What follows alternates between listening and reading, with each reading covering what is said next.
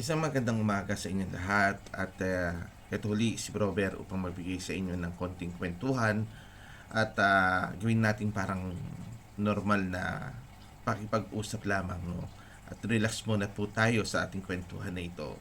Ganun pa man, mayroon pa rin itong kaakibat o kasama sa kwentuhan na ito na mapapatanong ka talaga, totoo ba ito? Nangyayari ba talaga ito? Nauugnay ba talaga to sa mga tao na kanilang pineperwisyo? Ito po yung topic, no? Ito po yung ating pag-uusapan. Ito yung patungkol sa salitang sumpa at sapi.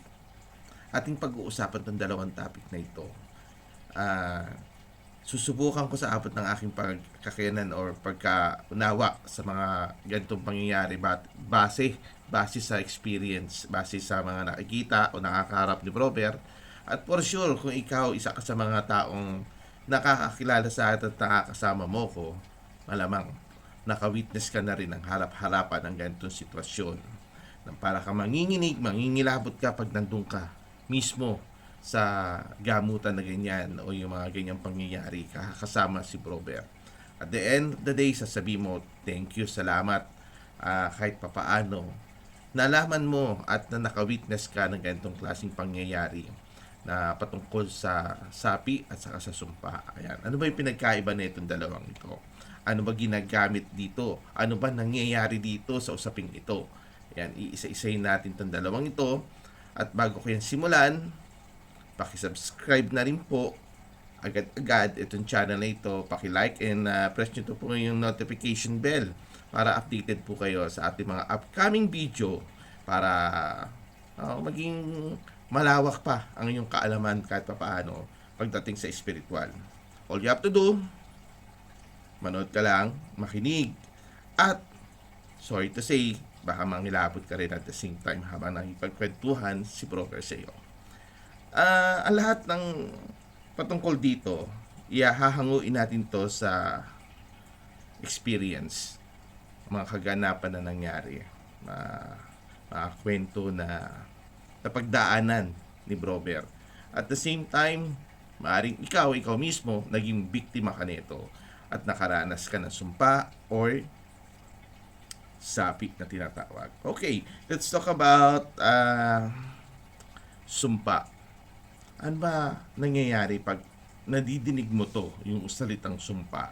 Ano ba yung pakiramdam mo? Ano ba yung kaganapan ng buhay mo pag may ganito ka? Paano ba malalaman? Paano mo ba ma-explain itong salitang sumpa? Ito yung sarili kong karanasan, sarili kong opinion, sarili kong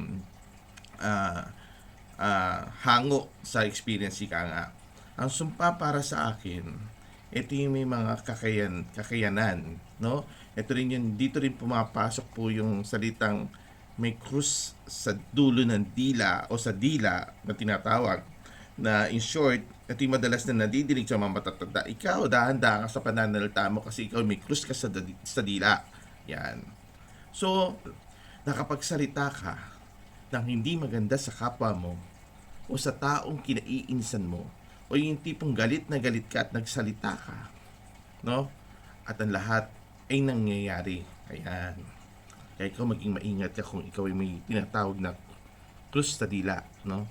At ikaw ay parang may nanunumpa ka, may pagkakataon na hindi ka aware sa kaganapan na ganito, na meron kang ganito.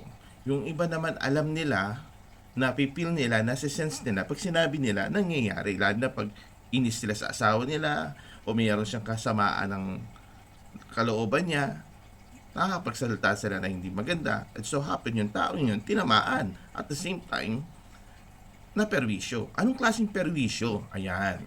Diyan pumapasok yung perwisyo na kung saan ang isang tao napagsalitaan ng taong may krus ng dila o yung nanumpa, sinusumpa kita. Ayan, sa tindi ng galit niya. No, nakapagsalita siya ng ganyan. Nagagapang ka sa hirap, ganyan. Usual na salita, di ba? Na hindi ka magiging masaya. Hindi ka magkakaanak. Yan.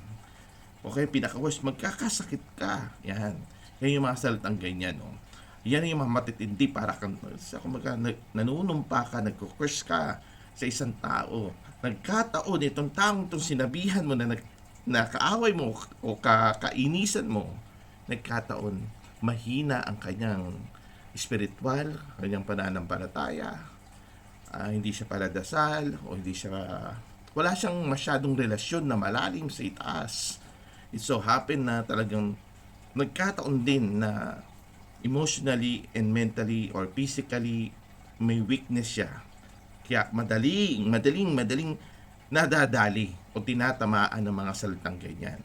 Isa sa manifestation ng sumpa na mare-recognize mo somehow, kahit anong gawin mo, nagkakapera ka pero laging ubos. Ayan. Isa yan sa mga kadalasan na nangyayari, no? Kasi paano ba 'to nagaganap sa isang tao? Nagaganap ito o nangyayari sa isang tao ito gawa nung binabato ka ng mga salitang hindi maganda. Ito yung mga negative energy o negative vibes na tinatawag o negative na manifestation na nangyayari sa iyo. Yan ay gawa nung kanilang panunumpa o sinusumpa ka o kinurkurse ka, whatever they call it.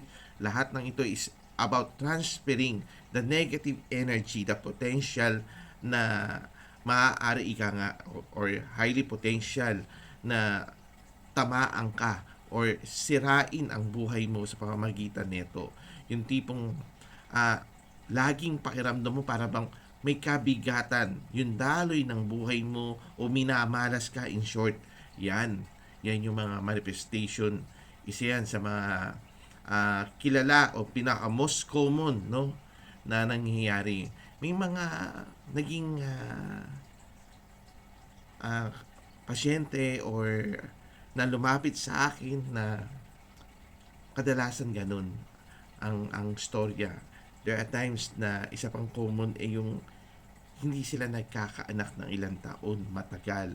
Mayroon din lumapit sa akin na couple na ang feeling nila bakit parang laging mabigat, laging may pagtatalo, laging mayroong magandang dumarating, hindi pa natatawas ang isang problema, mayroon na naman kasunod na problema. Napag-alaman namin o nalaman namin habang kami nakipagkwentuhan o habang ginagamot sila kung ano yung nakita ko o ano yung binulong sa akin. Binahagi ko sa kanila kung ano yung mga nadinig ko na may tao o may taong galit na galit that time sa kanilang mag-asawa. Ito share ko sa inyo itong kwentong ito. Sabi sa akin nung bumisita sa akin, "Bro Ber, baka matulungan mo kami. Kasi tagal na namin gustong magkaanak. Hindi kami magkaanak ni Mrs. Saka napansin namin, ilang buwan na rin kami parang laging kinakapos, laging may mga pangyayari na kahit anong gawin namin, parang wala kaming swerte, parang kami minamalas in short." And habang nakikipagkwentuhan ako sa kanila, habang during nung sa healing session namin, nadinig ko na kasi itong lalaki sa unang asawa, nagkahiwalay sila, nang maayos naman yung paghihiwalay nila, no? And then merong naging pangalawa, nagsama, hindi naging okay, nagkahiwalay din yung pangalawa. And then itong unang asawa, nagkabalikan uli sila.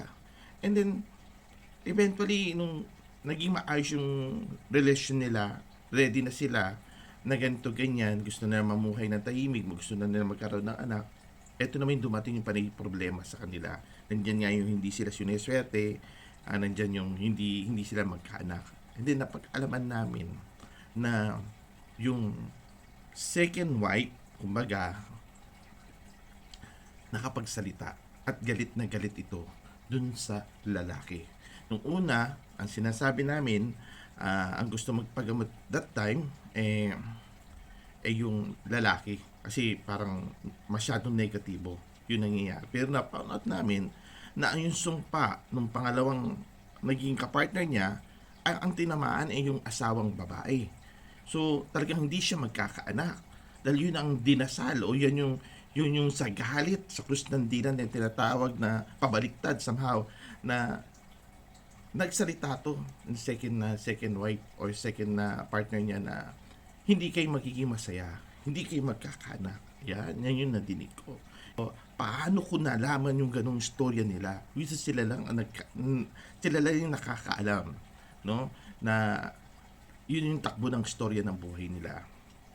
And then, inayos ko, tinulungan ko, ginamot ko yung babae, inalis ko yung sumpa o yung salita na ibinaon dun sa babae, which is dapat yun ay para dun sa lalaki. Ang nangyari, masyadong weak yung spiritual ng babae o hindi solido yung kanyang paging positibo sa buhay or whatever, ano yung rason, bakit siya tinamaan, nabaling lahat sa kanya ng pahirap. Pero kumbaga damay siya dahil yung asawa niyang lalaki yung talagang dun nagalit dahil iniwan yung second wife na ipaghiwalay siya kumbaga. Sadly to say, ayun ang nangyari sa kanila, and thankfully naman kay Lord at napagbigyan tayo. Then nung inayos ko na rin yung mattress niya, I mean yung kanyang katawan ng babae, dahil may mga nakita ko na spiritualing ginawa, no? Dun sa babae. Nung naalis ko yun, yung salitang mabibigat o spiritually na cleanse ko sila, tinulungan ko at sinamahan ng taimtim na panalangin, binaliktad natin yung sumpa na tinatawag, ibinalik natin o inalis natin sa katawan nila. After 1 month, bigla nag-message sa akin. Sabi sa akin, month of August, no, daw siya manganganak. O, di ba? After 1 month, no, nagbuntis siya. Calculated na kaagad nila kung kailan siya manganganak. And nakakatuwa. 1 month ng healing session namin, nagbuntis. Kasi sabi ko nga sa kanya, malinis na yung daanan ng ano mo. Pwede ka nang magkaanak niyan. At wala na ako nakita mga masasamang salita o yung mga binara dyan, inalis na yan. Sabi ko, di nga ako nagkamali. At thankfully kay God, ayun, buntis. And presently ngayon, mag-iisang taon na yata yung bata. Matagal na kasi ito nangyari. Last year. And nakakatuwang isipin, no? Pag nakaka-resolve ka ng ganyan, so maging maingat po tayo. Yan ang manifestation ng salitang sumpa, no? Nagiging puhunan dyan ay yung galit, yung pagkamunghi o yung sama ng loob. Ayan. So, balik tayo dun sa usaping sapi. Yan, ito medyo malalim to. Maraming kwentuhan to. Baka mag-part 2 to. May part 2 to, no? Dahil mahaba ang usaping salitang sapi. Totoo ba to? Yan ang tanong ko sa mga viewer ko sa mga nakikinig at nanonood sa akin. Nakaranas ka na ba nito? Yung sinasabing sapi. At ang tanong ay ito, ano yung sumapi sa'yo? Ano yung pumasok sa katawan mo? Natakot ka ba? Nang nilabot ka ba? Kung ikaw yung nanonood ng sapi? Ayan. Dito pumapasok yung gamutan na hinuhuli ang isang spiritual sa isang katawan na pinerwisyo. Which is dito yung pumapasok na salitang parang sa kulam, related sa kulam, o related talaga siya sa spiritual. So, dalawang bagay yon kumbaga. Ang sumasapi, no? Tao, o yung nangulam, o ng barang, yan, pinapasok sila doon sa taong ginagamot, no? Kinakausap, inaalis sila, o pinatatanggal sa kanila yung mga bagay-bagay o spiritually na nilagay nilang perwisyo dun sa taong kinulam nila o binarang nila. Yan. Isa yan sa mga most common na sapi na tinatawag. Yung saping gawang tao, kumbaga, gawang barang o gawang kulam. Nahuli si mangkukulam, nahuli si mambabarang sa isang tao na pinerwisyo nila. No? Ayan. Yan yung isang klase ng sapi. Dito naman, ang perwisyo gawa ng tao. Nagkakasakit yung tao, kaya yung tao may sakit na, dadagdagan pa. Yun ang nakakalungkot, no? Yung naghihirap din katawan lupa niya sa sakit, dadagdagan pa rin pa ng kung ano-anong pangungulam or perwisyo sa katawan. At pag nahuli, ayun, sasapi na siya dun sa katawan ng taong pinerwisyo nila o binigyan nila ng sakit. Hindi rin naman to na nalalayo sa usaping spiritual naman. Sa mundo ng spiritual, kagaya ng mga elemento, laman lupa, engkanto, tikbalang, kapre, ayan. Based on experience, ulit tayo sa usaping ito. Naku, marami akong na-experience dyan. May mga nahuli na akong tikbalang, kapre na hindi ko talaga makakalimutan talaga. Ang tindi. Sobrang tindi ng labanan, no? Spiritually na labanan. Matindi ang pagtatalo o yung labanan na ganap sa spiritual na mundo ng tikbalang. At saka kasi ang tikbalang is something like may katigasan ng ulo yun pag sumapi sa tao. Ganun ang kanilang ano, kasi meron silang parang sariling kapangyarihan o enerhiya. Ayan, pasensya na po kayo, may nakikisingit na pusa sa likuran ko. Yan po si Pipa. Anyway, balik tayo sa topic. Ayan, dun sa usaping sapi, pagdating sa spiritual or sa mundo ng mga engkanto, elemento, duwende o duwending itim o what, marami pa rin hindi naniniwala na nagaganap yan Nonetheless, sila mismo ang maka-experience niyan. Di po ba? So, sa mga nakasama ni Bro Bear na nakapanood o na-experience nila mismo, sila mismo yung biktima, wala kang dapat ipaliwanag Ayan na sa harapan nila. Pinanonood nila. Hindi nila ma-deny kasi may mga videos sila. Di ba? Kaya napakahalaga nung nasa evidence-based, yung ito ebidensya mo, ito yung nangyari sa'yo. Sila na makakapagsabi, yung mga kasamahan mo nanonood o kasamahan mong nagsipunta rin, no? Nagpagamot din, nagkasabay-sabay kayo. Ito, isi-share ko lang din to, no? Meron ako isang ginamot din, no? Hindi ko na rin babanggitin yung pangalan. Dalagita. May nagkagusto. Ang nagkagusto sa kanya ay isang kapre na manliligaw. Kinausap ko. Pinasok ko doon sa katawan niya. Yung kapre, tinawag ko. Ang tawag doon, sapi pa rin yun. May saping kapre. Yung babae, yung dalagita. May batas ang spiritual at ang tao, kumbaga. Kailanman hindi pwedeng gustuhin ng mga laman lupa o engkanto o elemento ang isang tao dahil hindi nila saklaw. Pinagbabawal yan, kumbaga, sa mundo ng spiritual. Lagi ko yung sinasabi sa mga taong ginagamot ko, sa mga taong nasasapian ng mga engkanto. Nagulat ako, punong-puno yung kabahayan namin. Sabay-sabay silang bumisita. No? Nung naramdaman ko, iba to, ibang case to. Teka, sandali, sabi ko, may saping kapre itong batang ito, itong dalagitang to. Tinawag ko. Kinausap ko muna siya bilang siya. Kamusta ka na, iha? Ano man nangyayari sa'yo? Hindi po kasi ako, Kuya Bear, makatulog. Parang laging may taong nakatingin sa akin. Parang laging may anino ko nakikita na nakasunod sa akin. Sabi niya ganun. Alam ko na kung anong meron siya.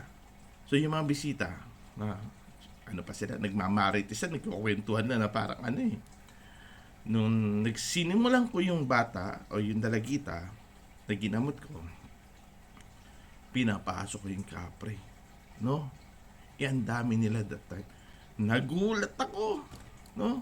Pagtingin ko sa paligid ko, ako na lang mag-isa at yung pasyente, nawala yung isang halera na kapila. Kanya-kanya silang takbot iwas, naglalabasan doon sa bahay. No, mga nagsisitago, may nagtakbuhan sa kusina, may nagtakbuhan sa banyo, may nagtakbuhan papalabas. Mga nakalak yung pintuan. So, nakakatawa, no? Naalala ko lang ba na i-share ko ba? Sabi ko, teka sandali, parang kanina dami kong kasama rito Pagtingin ko, wala na. Yung pala, yung iba nasa likuran ko na rin. Paano kasi hindi sila mapapatakbo? Yung dalagita, nung hinawakan ko, biglang bumaksak. Pagbaksak, iba na yung boses. Ganun na yung boses nung yung dalagita. Masyadong malaki na yung boses at malalim. Alam mong hindi siya yung nagsasalita. And witness nila. Yung pasyente o yung batang dalagita na niligawan ng kapre ay nagsiisigaw, no, na napakalakas. So lahat sila gulat na gulat. And then nung napaalis ko na, nakausap ko na maayos, inabihan ko, ito yung tao, ikaw ay elemento, maghanap ka ng kapwa mo elemento. Huwag mo itong sapian at hindi mo kailangan ng bantayan. So, yan naman mayroong pag-uusap na dapat maganap.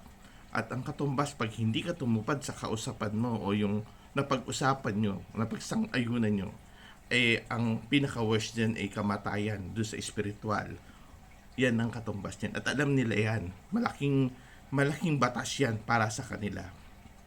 And nung naibalik ko na yung bata ay yung dalagita, hindi niya alam yung nangyari. Yung mga tao, kanya-kanyang kwento, kanya-kanyang experience. Nakakatawa lang ng mga ganyan. Tapos meron din pumapasok dito when uusapan yung salitang sapi. Hindi lamang yung mga engkanto o elemento ang meron eh. Ang isa sa pinaka-worst thing ay yung kalaban mismo ni Lord na pumapasok.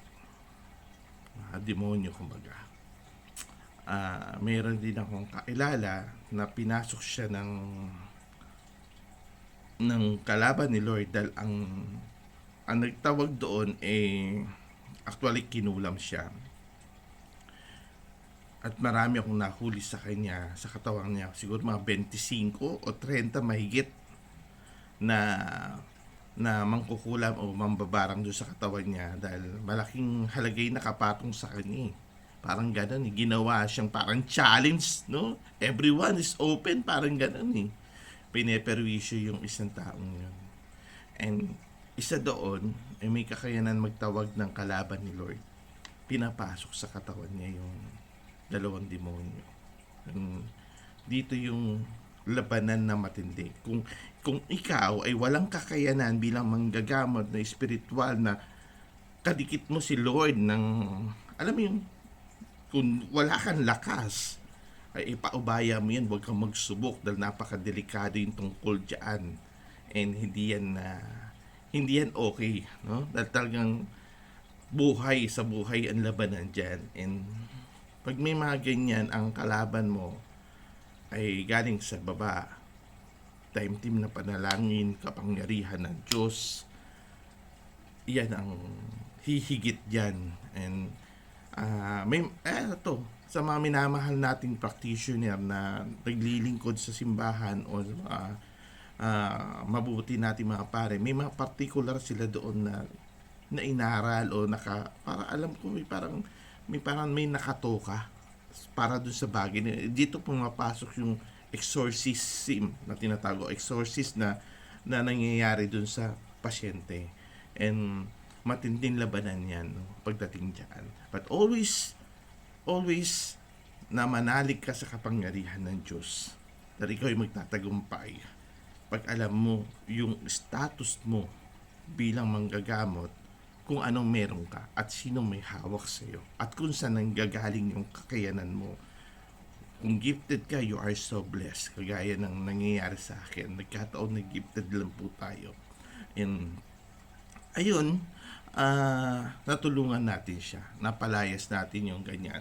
Marami na rin akong experience dyan. Meron pa dyan yung doon sa isang pinuntahan namin na ganyan din ang nangyari. And engkanto rin yun nandoon. Tapos meron din akong kasabay na naglilingkod sa simbahan. Napatanong sa akin yung pare o yung nagbibendisyon doon that time na, sino ka? Ba't may ganyan kang kakayanan? Bakit mo sila kayang paalisin o kaya mong makontrol? O rin sinabi mo nangyayari doon sa ginagamot mo. Sabi ko, Father, simpleng tao lang po ako na binigyan ng kakayanan lang and I trust the Lord. Kung yung process ni Lord, sabi ko na sa kanya. And ayun, yun yung nangyari. So dito sa salitang sapi, hindi lang engkanto ang pwedeng pumasok sa iyo. Hindi lang yung mamangkukulam o mambabarang. Pinaka-worst nga, sabi ko nga kanina, is yung demonyo o yung nasa baba na ang totoong kapangyarihan ay wagas at totoo. Pag ito ay nanggagaling sa itaas, sa Diyos Ama. So I hope today, kahit paano meron kayong nasagap sa kwentuhan na ito na sa pamamagitan ng taimtimong panalangin, mananatili kang proprotectionan ng itaas. Dahil ikaw ay anak ng Diyos at yan ang pagkakapitan mo at paniniwalaan mo.